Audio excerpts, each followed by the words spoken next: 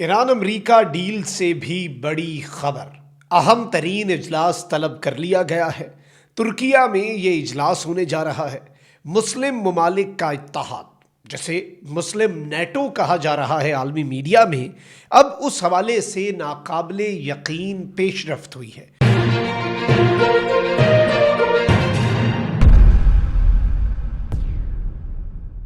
बिस्मिल्लाहिर्रहमानिर्रहीम, अस्सलाम वालेकुम। मैं हूं मखदूम शहाबुद्दीन। 17 अप्रैल 2026 जुमातुल मुबारक का बाबरकत दिन।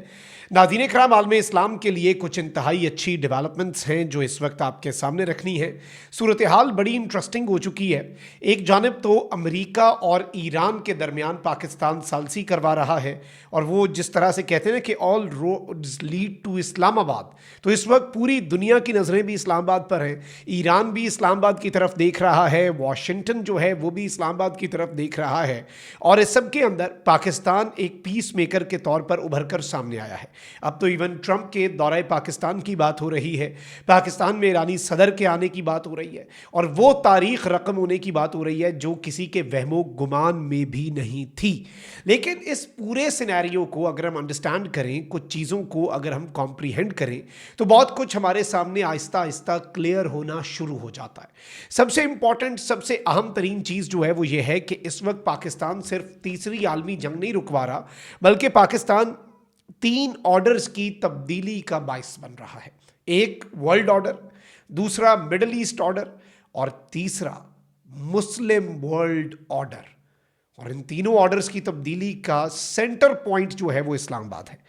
एक बड़ी डेवलपमेंट हुई है जी, और पाकिस्तान के प्राइम मिनिस्टर तो तुर्किया पहुंचे हैं, लेकिन तुर्किया में जो असल इजलास होना है, जिसमें खद्दो खाल फाइनल किए जाने हैं मुस्लिम इत्तेहाद के, उस हवाले से अपडेट्स हैं। लेकिन उससे पहले अगर अभी तक आपने इस वीडियो को लाइक नहीं किया, लाइक ज़रूर कर दें। कमेंट सेक्शन में राय का इजहार भी कीजिएगा। पाकिस्तान जिंदाबाद का नारा कमेंट में ज़रूर लिखिएगा।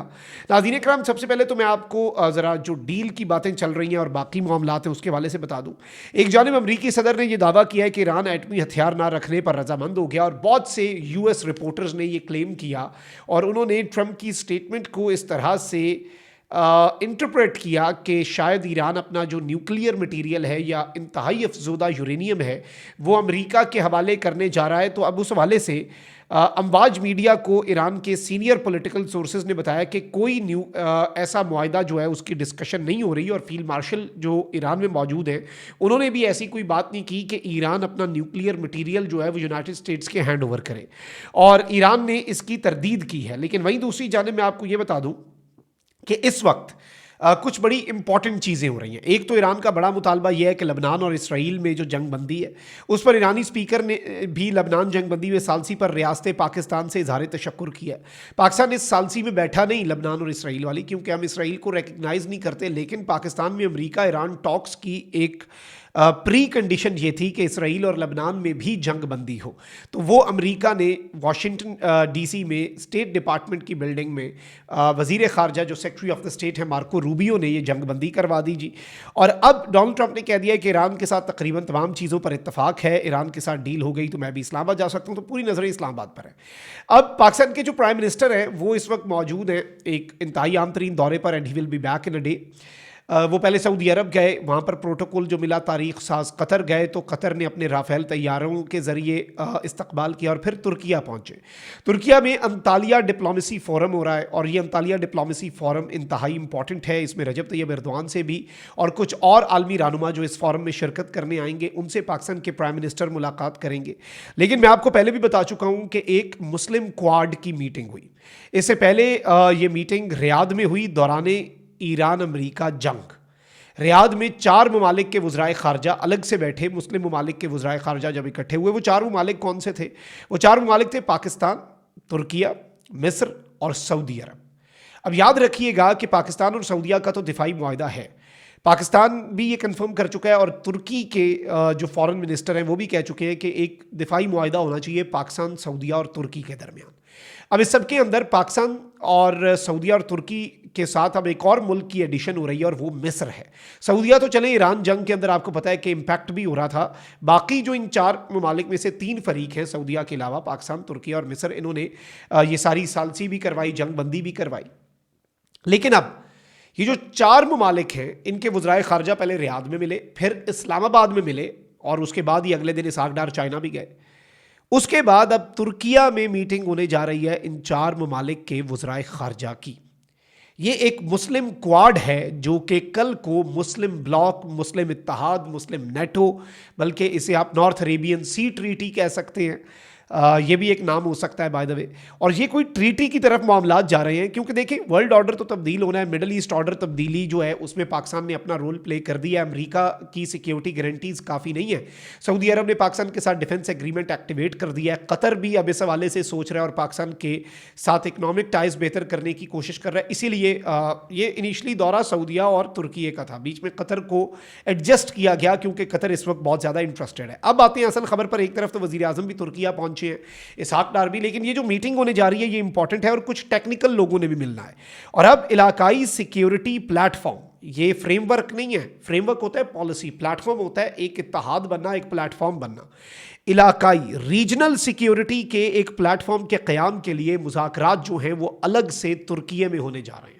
ये पीस टॉक्स अलग बात है, ये सब कुछ अलग है, इस पे सबको ऑन बोर्ड लेना अलग है। ये जो मैं बता रहा हूँ ये इलाकाई सिक्योरिटी के एक प्लेटफॉर्म की बात है। तुर्की में इस हफ्ते जो मुज़ाकरात हैं उनकी मेज़बानी होगी। अमरीकी जरीदे ने ये क्लेम किया है कि तुर्की मेज़बानी की तैयारी कर रहा है। मुज़ाकरात में पाकिस्तान, सऊदी अरब और मुमकिना तौर पर मिस्र शामिल होंगे। अमरीकी जरीदे ने कहा है कि ये 3 मुल्क तो पक्के हैं, इनका तो इत्तेहाद पहले से ही बहुत अरसे से पाइपलाइन में है, लेकिन इसमें इवन मिस्र जो है वो भी शामिल होना चाह रहा है। इलाकाई सिक्योरिटी प्लेटफॉर्म के क़याम के लिए ये मुज़ाकरात अब फाइनली होने जा रहे हैं और तुर्किया में मुस्लिम ममालिक का ये अहम तरीन इजलास जो है ये तलब कर लिया गया है। वैसे ऑनेस्टली मैं ज़ाती तौर पर ये समझता हूँ कि अमरीका और ईरान की जो एक जंग बंदी है ये तो हो जाएगी। इससे भी बड़ी पाकिस्तान की अचीवमेंट ये होगी कि हम अरब्स और ईरान के दरमियान मामलात तय करवा दें, जो थोड़ी बहुत दल में कुछ कदूरतें हैं उसे मिटाएं, मोहब्बतें बढ़ाएं। शिया सुन्नी डिवाइड जो कि बहुत से लोग एक्सप्लॉइट करके आलम इस्लाम को लड़ाना चाहते हैं कि मुसलमान आपस में लड़ मर जाएं, उस चीज़ को हम ख़त्म करवाएं। सऊदिया और ईरान के दरमियान 2 राब्ते पाकिस्तान करवा चुका है, कतर भी यही चाहता है और फिर इवन बाकी ममालिक जो हैं वो भी यही अब करने जा रहे हैं। और पाकिस्तान ने इस पर भी साइमल्टेनियसली काम शुरू कर दिया और सऊदिया के साथ डिफेंस एग्रीमेंट जो है वो एक्टिवेट हुआ है। बट याद रखिएगा ईरान को ऑनबोर्ड लिया गया और ईरान तो वैसे ही ये चाहता है कि अमेरिका इस रीजन से निकले। ईरान की तो रिक्वायरमेंट ही ये है, ईरान की तो शर्त ही ये है। याद रखिएगा कि पाकिस्तान सऊदिया दिफाई मुआहदा जो है ये ईरान के खिलाफ मुआहदा नहीं है। ईरान ने तो इस मुआहदे का खैर मकदम किया, ऑन द रिकॉर्ड मौजूद है, खबर उठा के देख लें। ये वर्ल्ड ऑर्डर भी तब्दील होना है, मिडल ईस्ट का ऑर्डर भी तब्दील होना है और सुपर पावर अगर कोई नाम निहाद था तो शायद अब इस जंग के बाद ना रहे, उस सुपर पावर को भी ये रियलाइजेशन है। और अब इलाकाई ममालिक ने अपना फ्रेमवर्क भी बनाना है, अपना प्लेटफॉर्म भी बनाना है। और ये मुस्लिम इत्तेहाद जो है, देखिए बहुत से इत्तेहाद होते हैं ना, OIC भी एक तंजीम है, नेटो का अपना हेड क्वार्टर है, यूरोपियन यूनियन का अपना हेड क्वार्टर है। तो इवन ये भी पॉसिबिलिटी है कि ये जो मुस्लिम ममालिक का इत्तेहाद बने जो कि प्रॉपर फुल फ्लेज तरीके से इत्तेहाद होगा नेटो की तर्ज पर, सीरियस किस्म का, जैसे पाकिस्तान सऊदिया का दिफाई मुआहदा सीरियस दिफाई मुआहदा, लफ्ज़ों तक महदूद नहीं है। हमारे फाइटर जेट्स वहाँ पे मौजूद हैं, हमारे फौजी मौजूद हैं। ये सीरियस किस्म का जो इत्तेहाद है इसका हेड क्वार्टर हमारी इत्तलात के मुताबिक इस्लामाबाद में बन सकता है और बनना चाहिए। आलम इस्लाम की वाहिद एटमी ताकत है, सबसे बड़ी मिलिट्री माइट है। हमारे पास वो है जो और बहुत से के पास नहीं है, और वो हमारे पास एटॉमिक पावर है। रिस्पॉन्सिबल स्टेट भी है हम ऊपर से, डेटरेंस अपनी एस्टैब्लिश करते हैं लेकिन एस्केलेशन लैडर कंट्रोल करना भी जानते हैं, वाइडर पीस और स्टेबिलिटी के लिए भी कंट्रीब्यूट करते हैं। तो इसके लिए पावरफुल स्टेट होना, मेच्योर स्टेट होना और रिस्पॉन्सिबल स्टेट होना, ये तीनों शराइत कोई पूरी करे ना तो वो लीड कर सकता है ऐसे इत्तेहादों को। तो मुस्लिम इत्तेहाद की बुनियाद ये डल चुकी है, काम होना बाकी है। नोक पलक तुर्की में संवरेगी इसकी और बहुत जल्द बहुत बड़ा सरप्राइज मिलेगा और हो सकता है आहिस्ता आहिस्ता इस पर जगह छोड़ी जाएगी मजीद ममालिक के शामिल होने की। अपना बहुत ख्याल रखिए। अल्लाह निगहबान, पाकिस्तान जिंदाबाद।